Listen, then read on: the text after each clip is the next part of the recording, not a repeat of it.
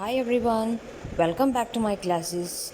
So, in all your some previous videos, we have seen what motion, graphical representation, so and so. Now, when you hear about motion generally, an important thing you are learning will be this, or hearing will be Newton's laws of motion, right? Now, in our class today, we are going to discuss Newton's laws of motion. And as you know that you are having Newton's laws of motion, there are three laws of motion, out of which the first law of motion we are going to discuss it today in our class. Now, first law of motion, sometimes you can see it as law of inertia. Now, as I told you in the very first class, in the basics of motion, we all are very interested in traveling. Majority of us, right? So, when you are traveling across, you might have seen this board somewhere or other, right? Or this is going to be a law in our country, wherever we are. That is, whenever we are traveling, we have to wear the seat belt. Now, apart from being a law, have you ever thought what will be the scientific reason behind this? Or to get another example, see, as you can see here, whenever you are traveling, let's suppose you are traveling in a car at a speed of 80 meter per hour or 80 kilometer per hour. Now, you can see a wall here, right? So, as you see in this small clipping, as the vehicle is moving and hitting the wall, the vehicle will be coming to rest, but the person inside that will be falling like out at 80 kilometer per hour itself. So normally with accidents, this is very familiar to you, right? So have you ever thought why the vehicle has stopped, but why the body or the person inside that vehicle is moving with the same speed? What can be the reason behind that? Now, before going into the reason, one thing I want to say, the heading is Newton's first law and you. But always remember, whenever driving, wear seat belt. That is very compulsory. Don't drive without wearing seat belt. And one more thing, don't drive without license also. Since the heading is you given there, don't think it is for you to drive. As long as you don't have the age to have the driving license, don't drive the car and don't drive without seat belt also. Now let us see what are the reasons for these two conditions, whatever I have given to you now.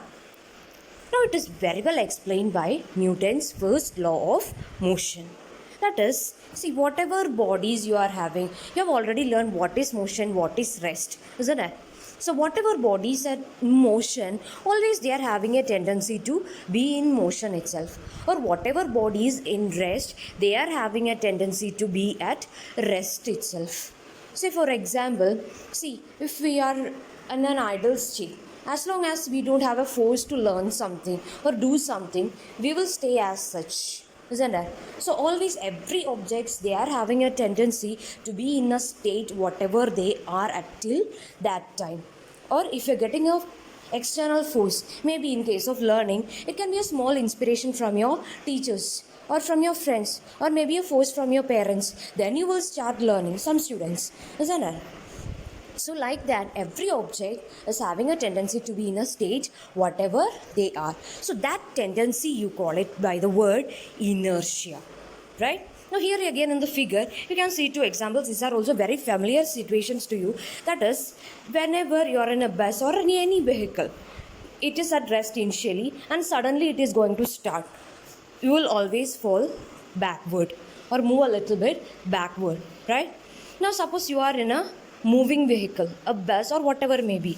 A moving vehicle, if the driver is going to suddenly apply a brake, automatically you will fall forward. The bus will stop, you will fall forward. So this is due to inertia, right? So in the first condition, when the bus is at rest, you are also at rest. When the bus suddenly starts, your body is having a tendency to be at rest itself. That is why you are falling backward. And the same case with a moving bus also. When the bus is moving, your body is also having a tendency to move along with the bus. Now, when the bus suddenly stops on applying brake, your body still will continue to have a tendency to be in rest itself. That is why you are falling forward. You can get it through the same examples here also, right? When the vehicle stops here also, your body is still having a tendency to move in that 80 kilometer per hour itself. That is why you are falling forward. And in the first example, whatever I have shown to you here, what is the purpose of scientific reason for wearing a seat belt? See, in the second example, if you would have wore a seat belt, you would have not fallen. You are protected, right? So it is always secure, or it is always a high security to wear seat belt whenever you are traveling. Now, to make the concept more clear, let's do an activity. Okay, now to do this activity, what you need is a glass, a cardboard piece, and a coin. And let's see how this activity is going to work with this. Now, for doing this activity, you are going to take a glass and keep it on a horizontal surface. After which, you are going to keep a cardboard on that and the coin over that. Now, after that, you kick away the cardboard alone. You can see the coin falls inside the glass. Now, while doing that activity, see, you have not touched that coin, or your coin is over the cardboard. Even then, if you are going to kick away the cardboard, the coin is going to fall inside the glass itself. The reason is that the coin was at rest and it is having a tendency to be at rest itself. And that is why when the cardboard has been clicked out, the coin wants to rest there itself, and since there is no cardboard there, it straight away falls it into the tumbler. You have kept it there. Now, this is what is inertia, and that is only what the Newton's first law of motion states. That is, an object at rest will stay at rest, and an object in motion will stay in motion at a constant velocity unless acted upon by an unbalanced force. And hence, from the first law of motion, we are coining a new term, that is inertia. Now, inertia, it is defined as a tendency of an object to remain in its state of rest or of motion. Now, as you see in the figure here, a heap of pumpkins are kept there. Now, if you don't touch anything, it will stay as such. But if you try to move in between a pumpkin from in between somewhere, you can see that the pumpkins will start falling down from the heap, right?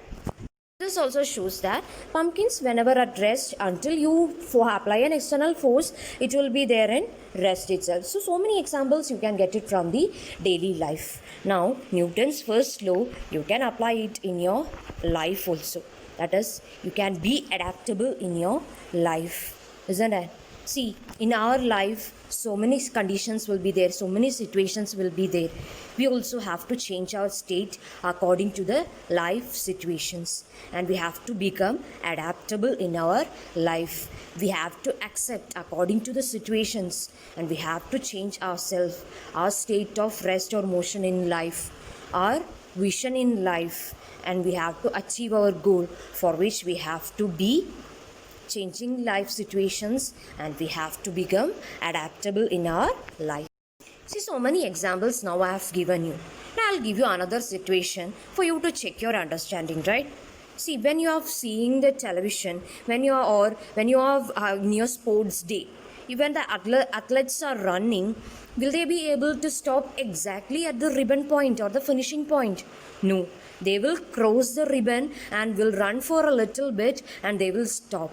So I hope now you will be able to explain why an athlete runs beyond the finishing point.